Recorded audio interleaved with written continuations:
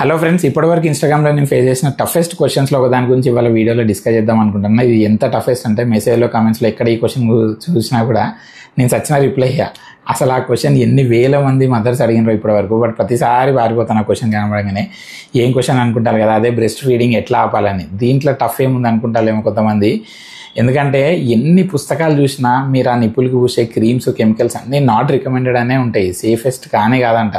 So కాకపోతే పీడియాట్రిషియన్గా దీనికి answer ఏదో ఒక రోజు చెప్పాలి కాబట్టి ఇంకెన్ని రోజులు పారిపోతాను. జర ధైర్యం చేసి నాకు తెలిసిన 5 ముచ్చలు చెప్తా, వినండి. అండ్ మా బాబు విషయంలో ఎట్లా స్టాప్ చేసినాం అనేది లాస్ట్లో చెప్తా. ఇప్పుడే చెప్తే మీరు లాస్ట్లో చూడరు కదా. సో ఫస్ట్ వన్, తల్లిపాలు అనేవి న్యూట్రిషన్ ఒకటే కాదు, it's an emotional bonding. So ఒక్క రోజులో బంద్ చేయడం అనేది కరెక్ట్ కాదు, అండ్ అట్లా కుదరదు కూడా. సో కొన్ని మంత్స్ ముందు నుండే మీ బేబీకి చెప్తూ ఉండాలన్నట్టు, పాలు రావడం ఆగిపోతాయి ఇంకొన్ని రోజులు అని.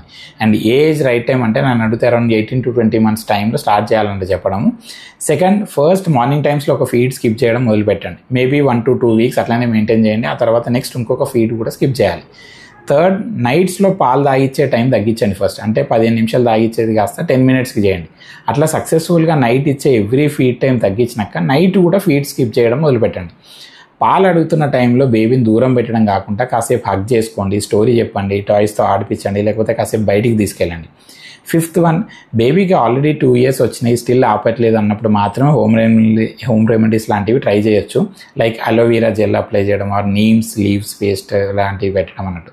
నాకు తెలిసిన సేఫెస్ట్ ఆప్షన్స్ ఇవి 2 మాత్రమే. మళ్ళీ ఇన్స్టాగ్రామ్ ఇన్ఫ్లుయెన్సర్లు పెట్టిన పనికిరాని క్రీమ్ల పేర్లు అన్ని కమెంట్ సెక్షన్లలో కొట్టి సేఫ్ అని అడగకండి.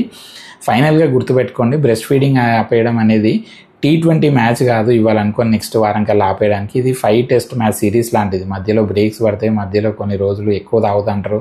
ఇట్లా కొన్ని మంత్స్ ఆగమాగా నడిచి లాస్ట్ చివరిగా మీరు సక్సెస్ఫుల్గా పేషెంట్స్తో ఉంటేనే వర్కౌట్ అవుతుంది. So it's all about patience. And finally మా బాబు విషయంలో చేసింది ఏంటంటే, బ్రెస్ట్లో ప్రాబ్లం అయింది, సర్జరీ చేస్తారు ఇంకొన్ని రోజులు అని ముందుండే చెప్పుకుంటూ వచ్చినాము. మన ఫైన్ డే నిజంగా ఆపరేషన్ అయినట్టు మొత్తం కాటన్ పెట్టి పెద్ద పెద్ద ప్లాస్టర్లు వేసి పడేసినాము. పాపం మమ్మీకి నొప్పి అవుతుంది అని చెప్పేసి వాడు అర్థం చేసుకొని వాడే అడగడం ఆపేసిన అన్నట్టు. అట్లనే మీకు వర్కౌట్ అయిన ప్లాన్స్ ఏమన్నా ఉంటే కమెంట్స్లో షేర్ చేయండి, వేరే మదర్స్ కూడా హెల్ప్ అవుతుంది. Okay, thanks for watching.